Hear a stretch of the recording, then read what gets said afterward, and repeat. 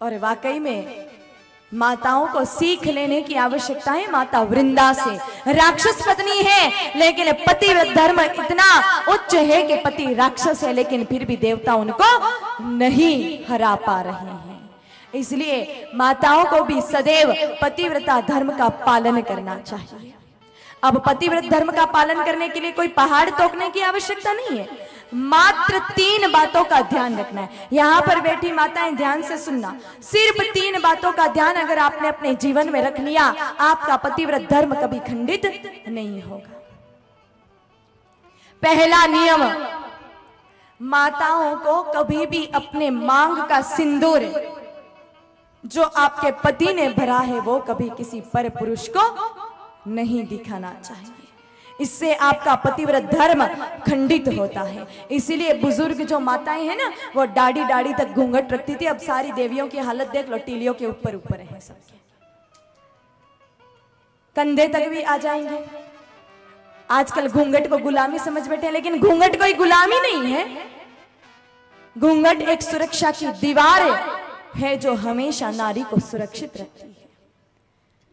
तो पहला नियम, माताओं को कभी मांग का सिंदूर पर पुरुष को नहीं दिखाना चाहिए। दूसरा नियम, माताओं को कभी अपने बाल किसी पर पुरुष को नहीं दिखाने चाहिए। इसीलिए पहले की माताएं बाल बांध कर रखती थी, कभी खुले नहीं छोड़ती थी। अब आजकल की माताएं बड़े बड़े बाल हो तो छोटे छोटे कटवा देंगी, और फिर बांधना तो आता नहीं, खुले छोड़ के तड़ंग तड़ंग तड़ंग तड़ंग करके पूरे मार्केट में घूम के आ जाएंगे।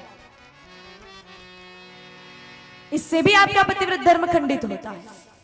और तीसरा नियम, माताएं जब किसी पर पुरुष से बात करें तो नजर से नजर नहीं मिलानी चाहिए। आप नजर दाएं रखो, बाएं रखो, नीचे रखो, पर कभी नजर से नजर मत मिलाओ। अब आप कहोगे उससे क्या होगा? बहुत प्रभाव पड़ता है।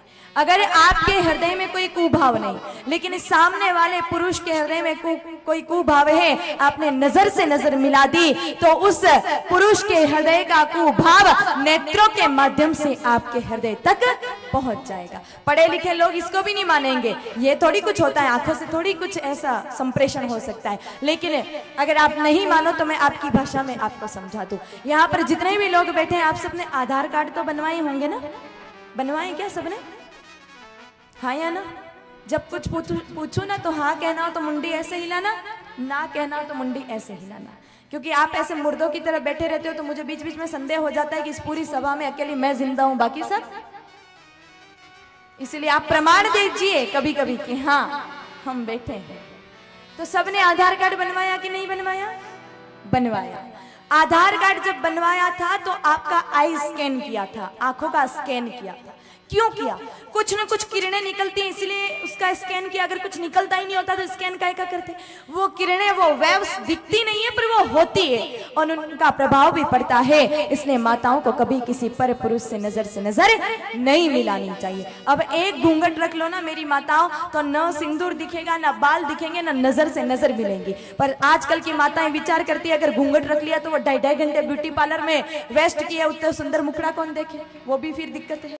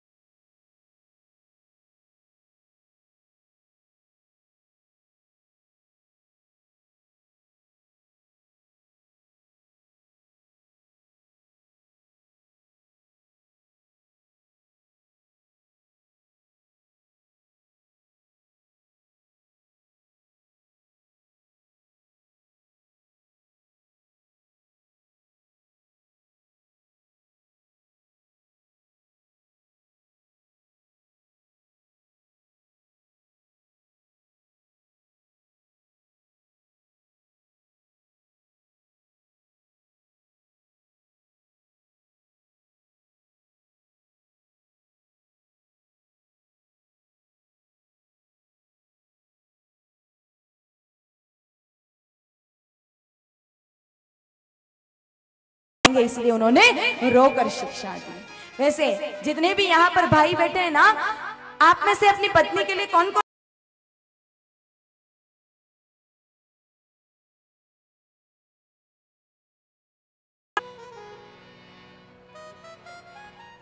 एक भी नहीं?